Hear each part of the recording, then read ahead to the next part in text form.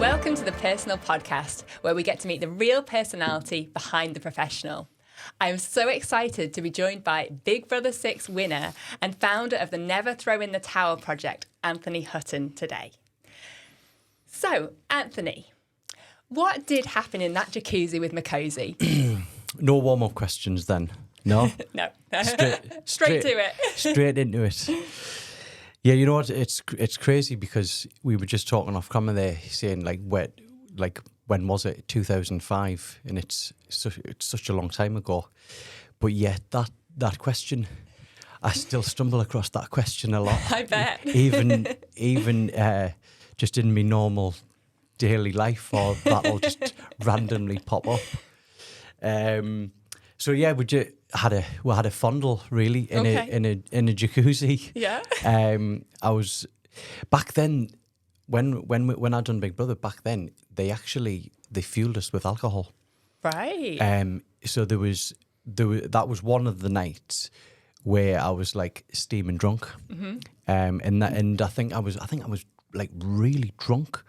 Like 2 nights of that on that show. Yeah. And that was one of them. And what's crazy about that one is Makosi actually, she said, I think it was about 18 hours afterwards, she actually said she was pregnant. On the show? Yeah. So she did you watch my? I did watch it, but it's so long ago. Yeah. I've forgotten about that bit. So basically we had an incident where we just had a kiss and we didn't have sex, by the way. Okay. To answer your question. Second base, if we're talking bases. Yeah, roundabout. Yes. I think if your base might be different from mine, but okay. I think second base. Right. Okay. But she went to the diary room and she basically said at the public she thinks she could be pregnant, and obviously she said it to the Big Brother voice in the diary room, and then was telling a couple of the housemates, where she didn't say anything to me. So I, didn't know anything of that nature until I came out of the house and done my interview with Davina. And one of the questions she said, "Oh, did you have sex with Makosi?" Because she said she thought she could be pregnant. And that was like the first time I'd heard that information. So it was it was quite a thing to be told, really. But it's in reflection as well.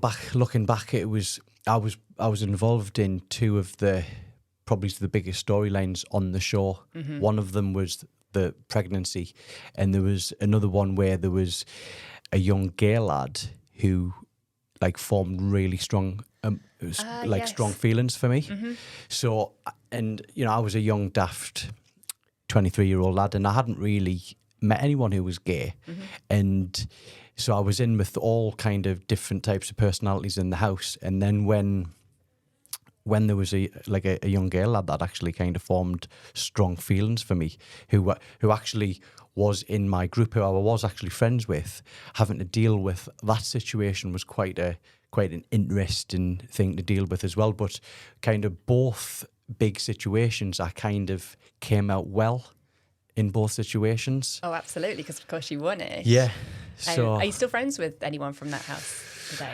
I loosely speak to one guy called Maxwell. Okay. And we were close. We were really close in the house. He was a lovely lad. But generally that's pretty much about it. There's a couple I follow on social media. We might kind of like comment on a post or something like that, but that's pretty much as far as it goes. Yeah. Oh, it's crazy. And how did it feel to walk out of that house to people screaming your name? Yeah, that was a very surreal experience. I always touch on this when I kind of do speaking, is the Big Brother experience. It was a very extreme taste of fame, and I always say that it was a really extreme taste of fame, because I was just a young daft lad. Like I said, I was living with my grandparents and my mum, and I was very much I really got mollycoddled I basically had two mums.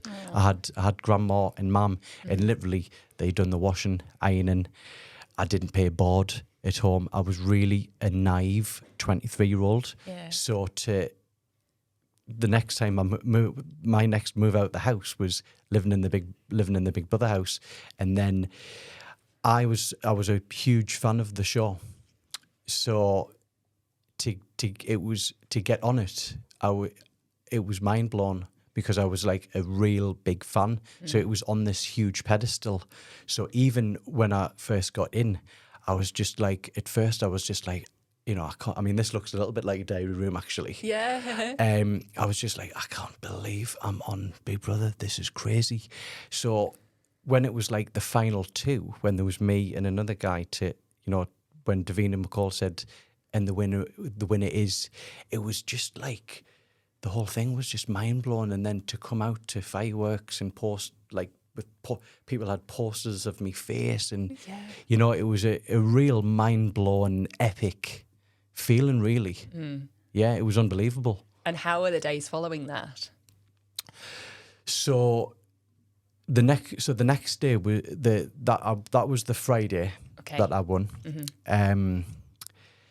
Then the Saturday was equally as mad, because I was told I had to the next morning I had to meet a lot of agents that wanted to book me. So there was all these bookings to see different agents basically pitching to try to sign me up. The last agent that I seen that I was recommended to use was an agent called John Knoll Management, and they had like Russell Brand, Dermot O'Leary, Davina McCall, Jade Goody. The list was endless. Crazy. So I signed with them at about midday on the Saturday, and then within half an hour they'd signed me a £200,000 OK photo shoot that I immediately had to get taken off to do a photo shoot in this London mansion, and then my schoolmates were still in the hotel in London. So I remember like coming back in the car after just got 200,000, just like, lads, we are going out. We are out. So the very next day was crazy. Yeah. Very surreal. Was that experience. money pretty much instantly in your bank account? It came in. The winners, I think I got the winning prize money was 50,000, and then the 200,000. I think that it did come in quite sharp. Yeah. And I was from a working class background. Making that type of money was obscene to me. Life changing. Yeah, it was crazy. It was just like I was with my mum when I kind of got the deal, and me and my mum were just looking at each other, going like, "Whoa, what's happening here? This is crazy." I mean, it's so lovely. Yeah, too. yeah. And how did you spend that money, if you don't mind me asking? Well, there was like, for the first year, I was doing a lot of jobs. There was the work, the work was really good. I'd say maybe the most extravagant thing I bought was a Range Rover, but I stupidly bought it outright. That was just a daft lad where I'd spent, I think it was 45 grand that I just walloped straight on a car, and looking back now, I just thought, how stupid of you. But luckily enough, I bought my mum and grandma's house. Oh, and then lovely. And then I managed to buy myself a house in Newcastle. Great. So that I was a bit, I was flamboyant and a bit stupid at times with the spends, but I also put it into good use as well. Yeah, I think anyone would be so young and getting all that money, and you still invested it. So yeah. And how did your life change after winning? Well, one of the things was just everyone knew your name. How does that feel? There was from an ego point of being, a young lad and stuff. It was, you were getting your ego massaged. People coming up to you and stuff, and it's, you know, women started to come up to me, and it was just like, oh, this is good. And it was, I was loving it, to be honest. At first, it was just like, it was amazing. And I was doing all types of like celebrity type stuff. So, you know, in the first part, it was just like literally just unbelievable. One of the things that I got to do was the first program I'd done since Big Brother. It was like, maybe it's a few weeks after, was a TV program called The Match, and basically that was a TV show on Sky One, and it was a football show, and I got the opportunity to play in front of 52,000 at St James's Park. Amazing. In front of a capacity crowd. So, you know, doing stuff like that was just, it was all just unbelievable, really. And was that your highest moment? Yeah, because that was, you know, that was a boyhood dream. As a young lad, me and my mate John, our parents shared season tickets for Newcastle. Oh, brilliant. So me and him and one of our parents always used to take us in the Gallagher end. So it was, you know, that to play on that pitch in a capacity crowd, it was just a little bit of a boyhood dream that had come true. Yeah. So I would have to say that was the highlight. Awesome. But you know, sometimes you're built up and then the media, everyone tries to bring you down. When did things start to change? I would say it was, I wouldn't say it was it wasn't a like an instant wallop, like, whoa, this has changed. It was probably gradual, but there was definitely an extreme high and there was definitely an extreme low at its worst. And it just basically got to the point where work was slowly but surely drying up. Then it was like calling me agent, no work's coming in. And then that started kind of like basically slowly but surely getting worse. And then it was, I probably need to get a job here. No money's coming in. I was spending a lot. And then it was like, it got to a point where there was, I just don't want to go back into a normal job because my ego, paranoia, pride was like, well, I've won Big Brother. And for such a long time, my name was Anthony from Big Brother. Yeah. That was like my title. And I'd built it up, probably bigger than it was, but it was massive in my head. It was massive. You know, and I was deludedly trying to think, and something else will come up in regards to the fame. You know, something will come up, and it never did, and it just spiraled, and eventually, you know, I got into a dark place. I turned to alcohol. I turned to drugs.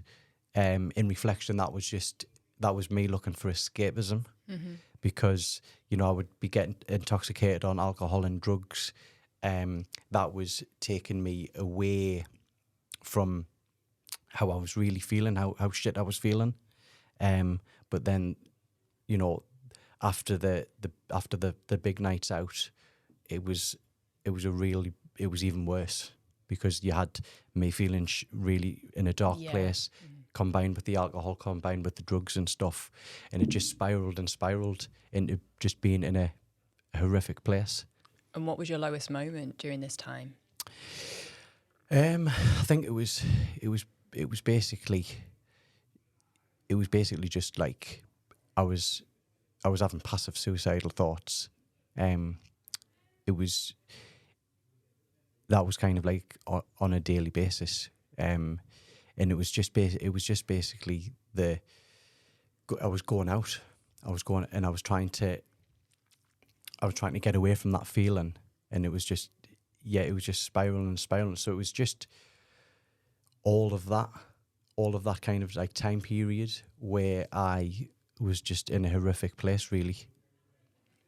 Sounds so difficult. I can't imagine how that must feel from, everyone wanting to hire you, book you, pay for you to present, open things, and all of a sudden for it not. It must really mess with your mind. Yeah, that's what it was really. It was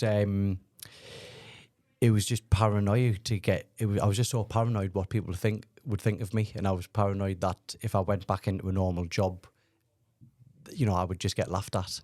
So it really just built up, and I think it was the contrast of having such a high and then having such a low. I remember there was one time where this was kind of the moment where I just felt horrific, where I'd literally been out on a bender, and I'd come in and I'd missed like 5 mortgage payments.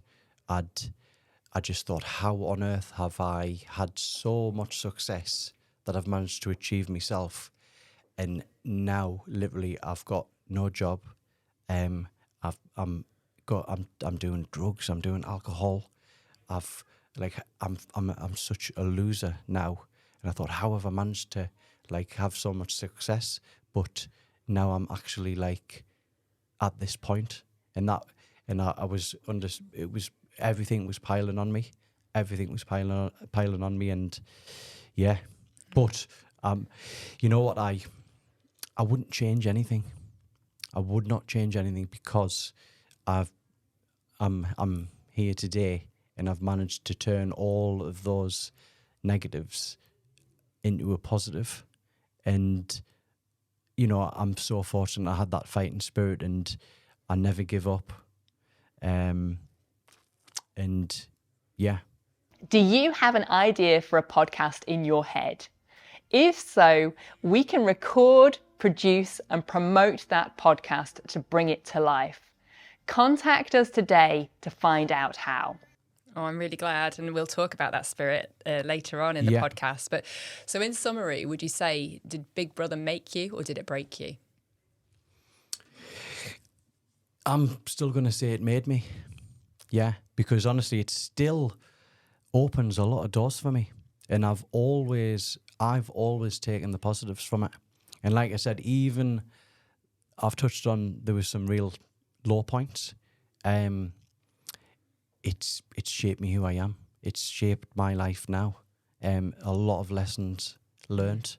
And it's, for me, it's just that journey of life, really. Yeah. And yeah, I would say it made me. Brilliant. And would there be anything different you'd do if you did it all again? Maybe I wouldn't have bought the car outright. Maybe bought another property or something like that. But actually, you know what? It was I loved that car. Yeah. It was unbelievable. I stick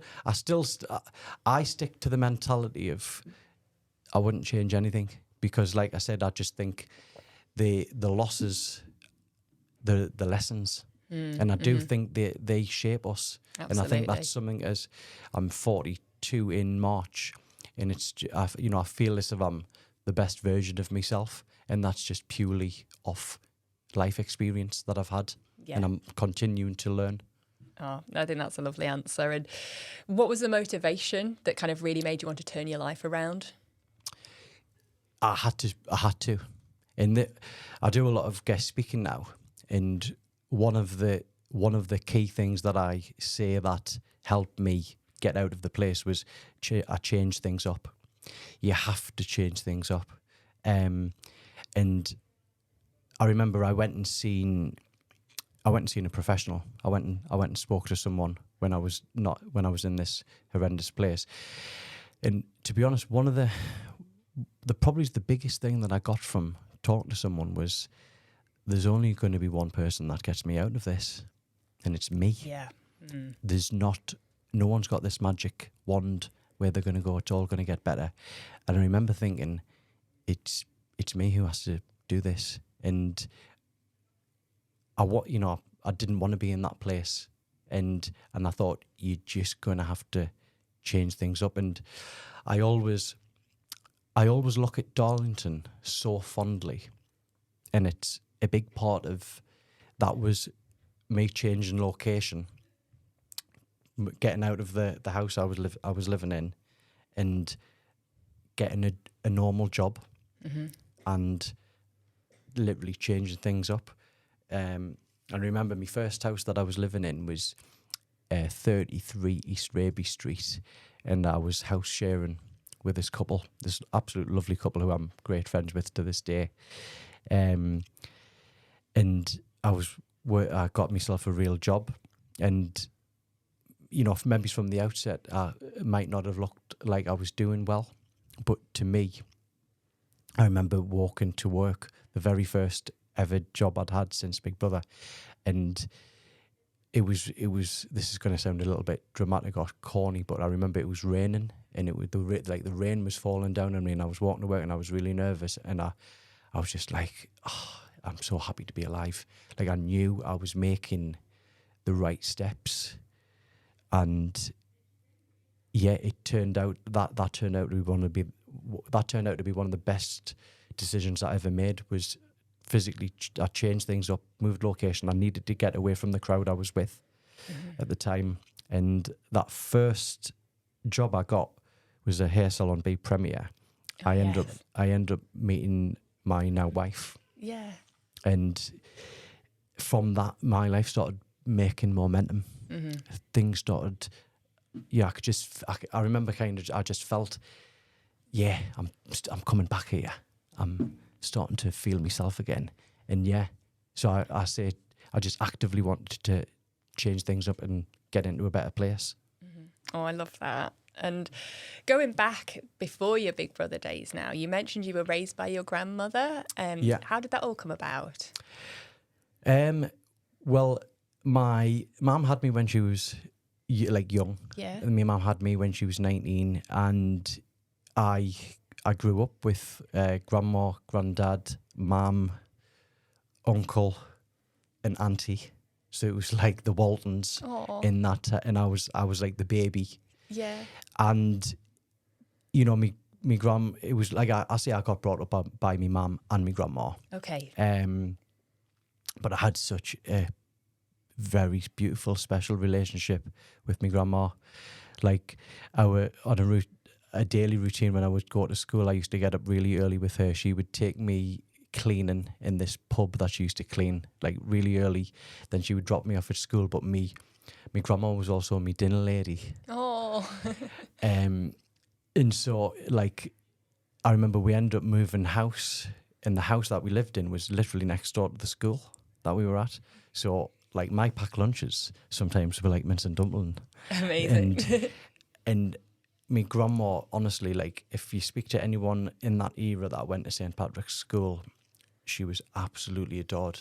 Like, she was, like, literally a legend. I remember she's the only parent I've ever seen who got a trophy at a football presentation, because she was that, like, good of a supporter. Oh, bless She her. was a very special lady. Very special lady. Oh, it sounds lovely. Like, Yeah. just have all those people adoring you and growing up in. Yeah. Oh, yeah. Yeah. You know what? I was absolutely drenched with love. That was something that I, like, got as a kid. I was absolutely, like, drenched with love. Yeah. And did you have any relationship with your father? I've never spoke to my dad. Never, to this day, I've never spoke once to him. But I'll be honest. I don't think it's affected me. If I'm perfectly honest. In fact, I think I've took positives from it, because I really wanted to be a dad myself, and I did really want to. I really wanted a boy.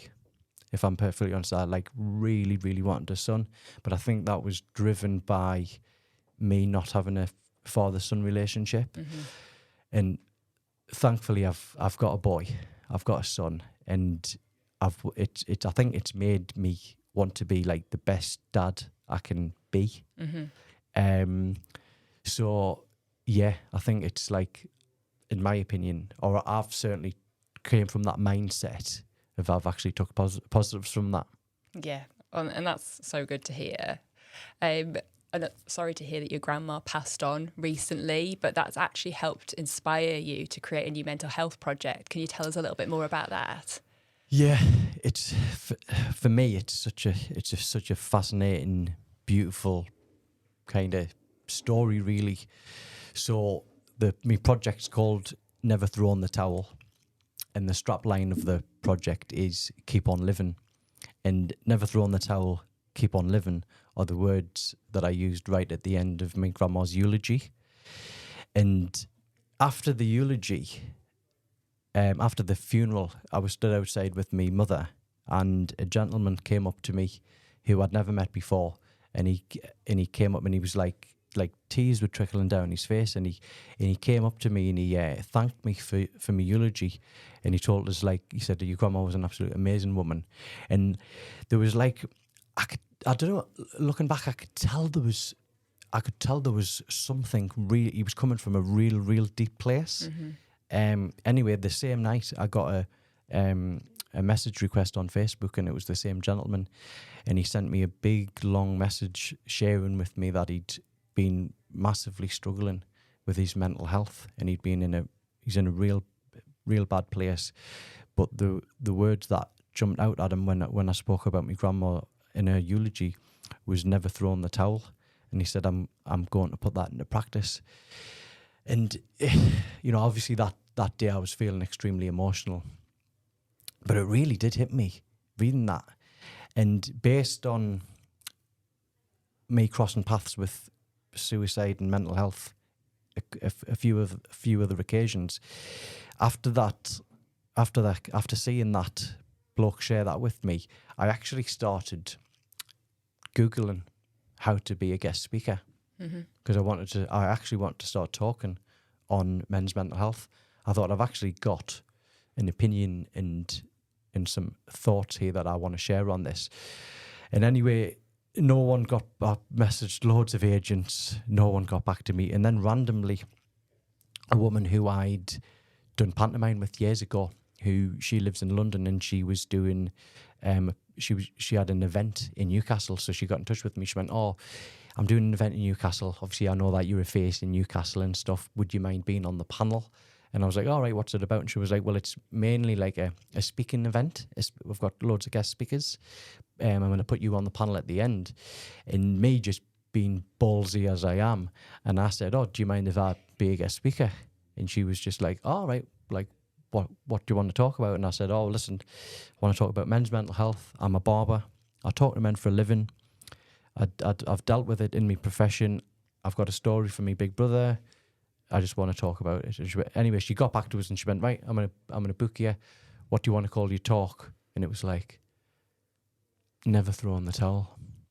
And from then, it just naturally grew and grew and grew, where I'd done my first retreat in November, and there was only 9 guys turned up. Third one, 31 guys. No, the second one, 31. Third one, 72.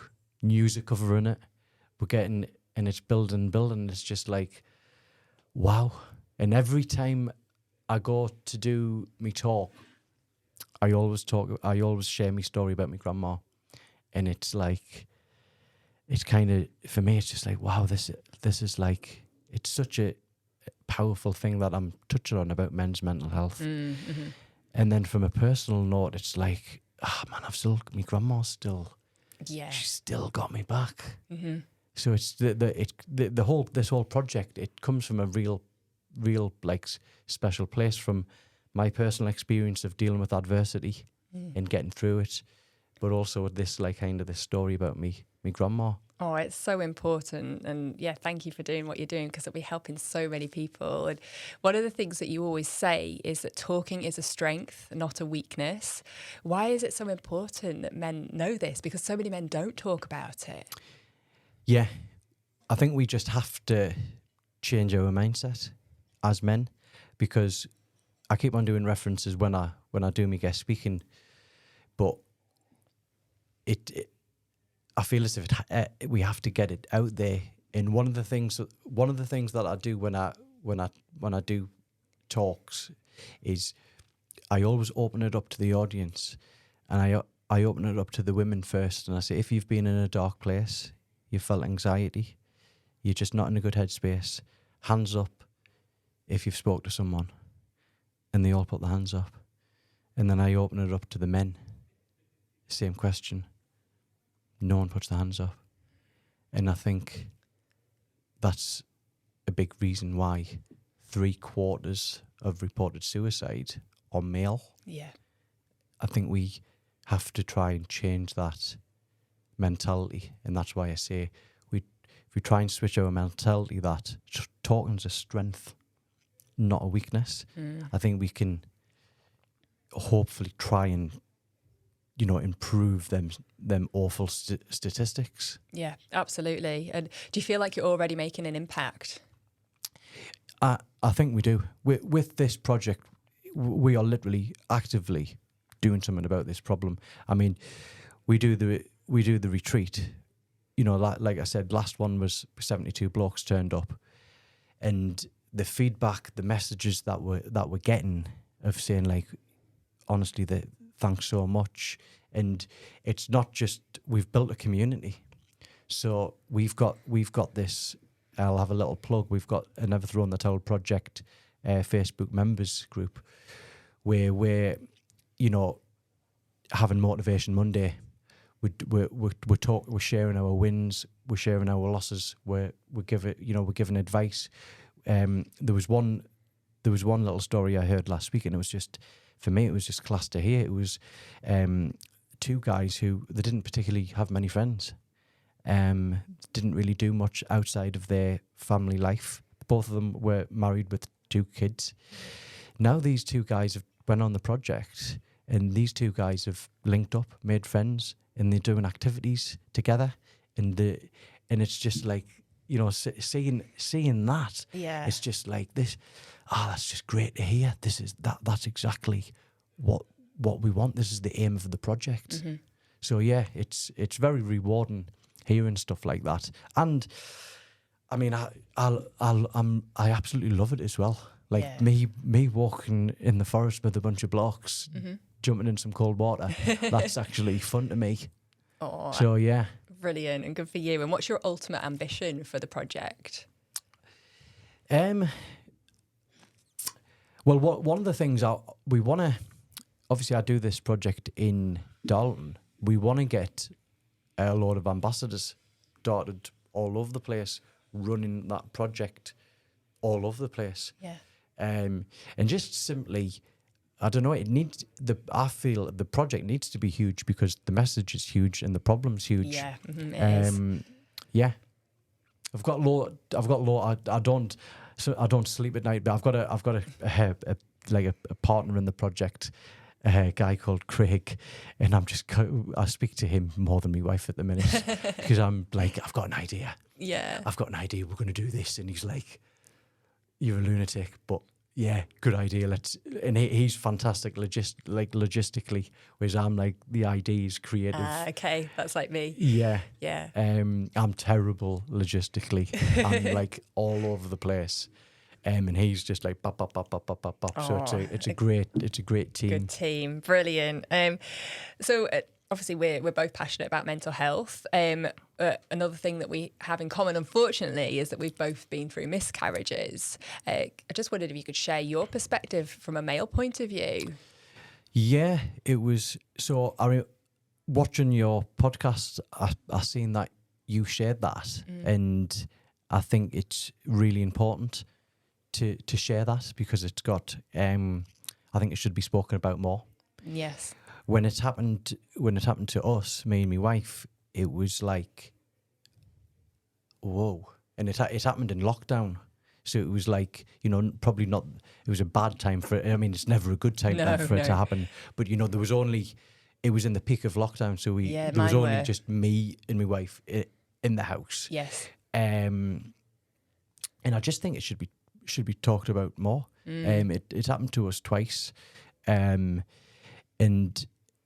I didn't realise how common it was. No, me neither. Like, I thought, it was like when it happened, it was just like, it was a very lull it felt like a loss. You know, I remember when we first pregnant, I was asleep on the couch, and I woke up and my wife gave me a card, and it was like, you're going to be a daddy, and I was just like, oh my God. So it was such a high, Yes, and then such a low. But it should be spoke about because it's a lot more common. And I think if you kind of like, for me, if I had that knowledge where it was like, oh, listen, it's very common, I would have kind of like probably. It would have been easy to deal with. definitely. I think. Yeah, you feel so isolated when you're going through it. Yeah. Because you don't know that people have been through it. Like good friends of mine, I didn't know until I Same shared here. my story. Yeah, same here. Close friends. Yeah. And so I was just very clear that I wanted to share about it straight away because I had one daughter at the time. I didn't want her to have to go through that and suffer in silence and suffer thinking she was feeling so alone. Hopefully by the time, if she ever wants children, it won't be such a taboo. You know, yes, it'll still be awful. It's still a very horrendous experience to go through, but you just will feel like you can talk about it. Yeah, absolutely. I totally agree that it should be spoke about more because that's what I thought we were like. You know, I thought there was is there something wrong with us? Or whereas if you know the statistics, it's a lot more common. Yeah, I mean it is, but it doesn't make it any less painful. No, I think. No, and I wouldn't say so. No. How was it for you from like an emotional point of view going through that? Very, very hard. I'm a softie, me. I'm someone who'll like cry at Britain's Got Talent. Oh. I'm a crier, me. Yeah. So it was very difficult. I'd probably say it probably is worse for a woman, like, because you've got something in your body. Yes, yeah. I would say, but it was also very difficult for me. But like anything, what are you going to do with adversity? What are you going to do? Carry on, drive forward. That's always the best option, and that's what we've done. And now, we've got a beautiful son, and we've got another one on the way. Yeah. So it's just, it just shows you just got to. You just got to keep on going. So now it's time for the regular 10 questions, Anthony. On a scale of 1 to 10, 1 being the worst, 10 being the best, I would like you to rate yourself at the following. So, how attractive would you say you are? I was looking forward and nervous about these questions. It's a tricky one when you're answering all these questions because you've got one aspect when you're doing something in front of camera. You always want to come across well, don't you? Yes. But then it's also trying to be, you got to be honest as well, and honesty is the best policy. Absolutely. The last time I got officially kind of like asked this question of rating yourself out of 10 looks department was actually my big brother. Oh, really? Yeah, you had to fill out, it was a massive thick like file that you actually had to fill out, and one of them was rate yourself out of 10, and it was like literally marks 1 to 10, and I remember I thought it would be funny if I just put 11, and I made my own box, but my ego and looks have deteriorated from then, so I'm going to say 8.5. Brilliant. That's great. It's all about what you think as well. There's no right or wrong answer. Yeah. But yeah, that's probably what helped you get on the show, though, a little bit of ego. How funny would you say you are? Again, I rate myself as being funny. I'm gonna have to go 8.5. Brilliant. What are your cooking skills like? Again, this is, I'm gonna probably come across egotistical here.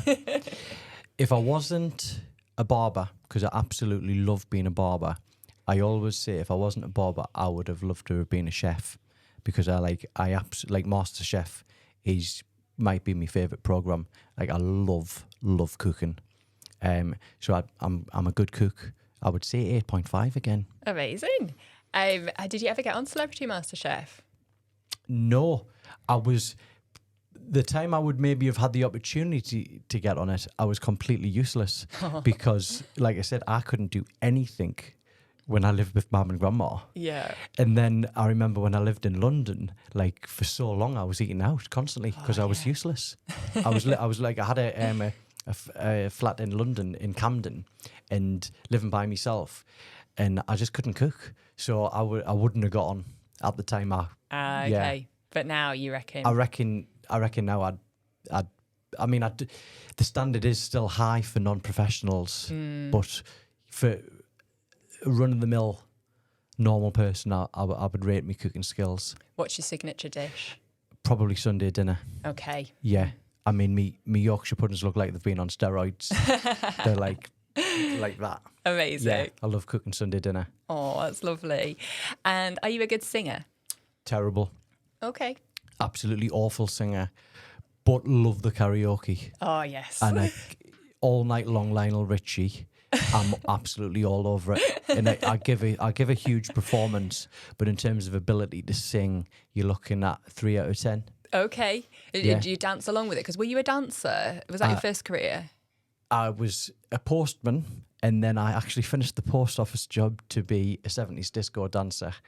Awesome. I do dance. Yeah. Like I said, the performance is... I give a performance. It's just the ability to sing is absolutely useless. Brilliant. We've touched on, that you've drank quite a lot throughout when you were on one of your highs from Big Brother. Yeah. Do you drink much now? Hardly ever drink now. Okay. Yeah. I'm probably someone who shouldn't drink.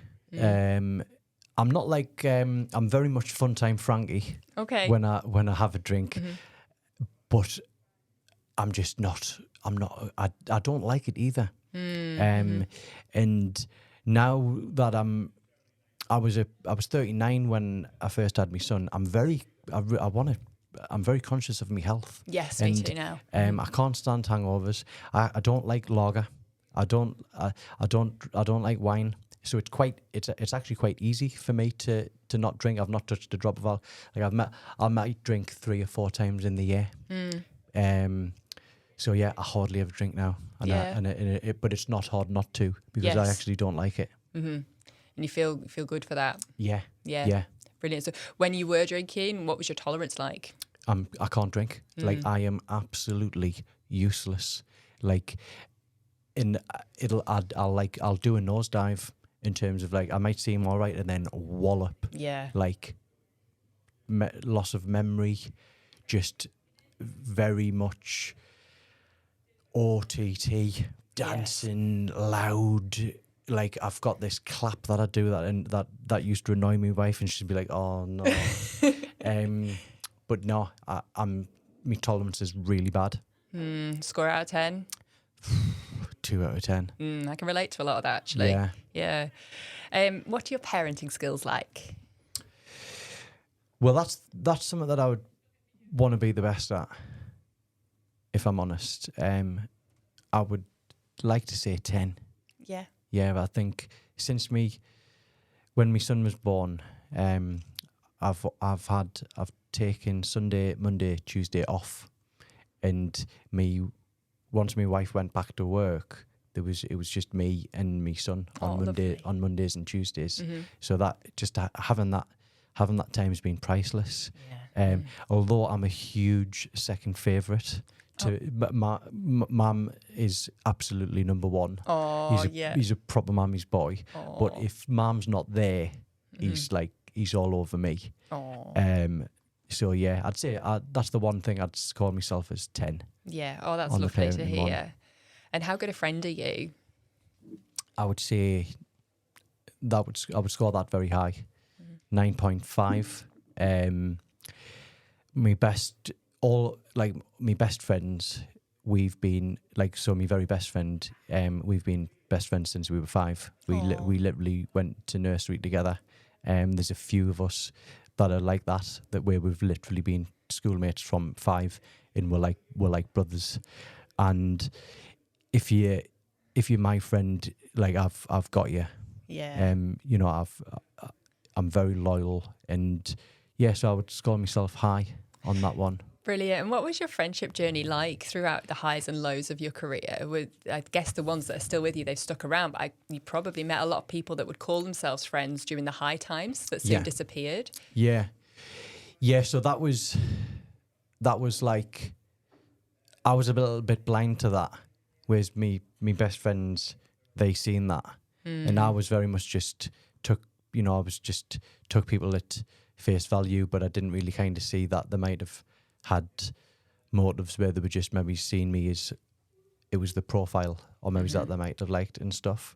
It was, so I had a lot of acquaintances then, and kind of like looking back, the really good like school friends. What has happened was they were settling down.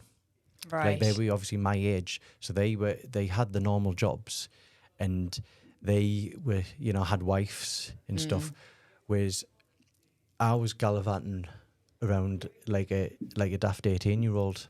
So I was actually hanging around with a younger crowd, where I was much older, and they might have thought I was cool, but actually it was really sad how I was conducting myself at the time. But they were.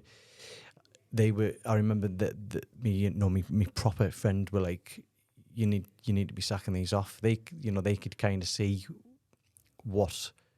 how I was going on and stuff. But yeah, like I've been very fortunate and lucky to have a real strong family unit and friend unit as well. Yeah, oh, that's excellent. And how intelligent are you? I am a proper ditzy blonde. My wife says I'm the thickest, cleverest person she knows. So one aspect, I was terrible at school, useless. Like I still can't spell. Me spelling, I struggle to read. I'm not the best reader. I don't know whether I'm dyslexic. I've never been diagnosed or anything like that. I'm very ditzy. But then socially, I would say I was intelligent, but academically, 3 out of 10, 2.5 out of 10 academically. But what about socially? Because I think that's just as important. Socially, I would say I was like 9.5 then, socially. You don't win Big Brother and have low social intelligence. Yeah, no, I think I'm very self-aware. Socially, I would say I was high. Academically, very low. Okay. And how kind are you? I would say I was very, very kind-natured. That's my grandma always used to say it's nice to be nice. That was something that I always got brought up by, and I would say I was a soft-natured person. I would say I was thoughtful. I'll always, I'm someone who kind of like I'll always get my wife flowers on Valentine's and a card, and I don't know whether that might just be the norm. You might just think that's standard, but I would, if someone was struggling, I'd stop on the street and try and help. So I would like to say I was like, I don't know, 9.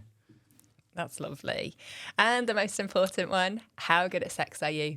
Oh, so I've thought long and hard about this question, and I'm going to say 6.9.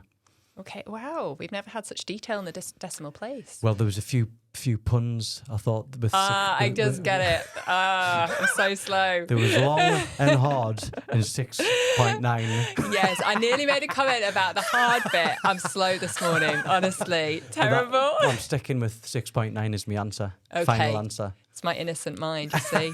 But brilliant. Let's end on 6.9 then. Thank you, Anthony. Thank you. Thanks for having me as well. You're welcome.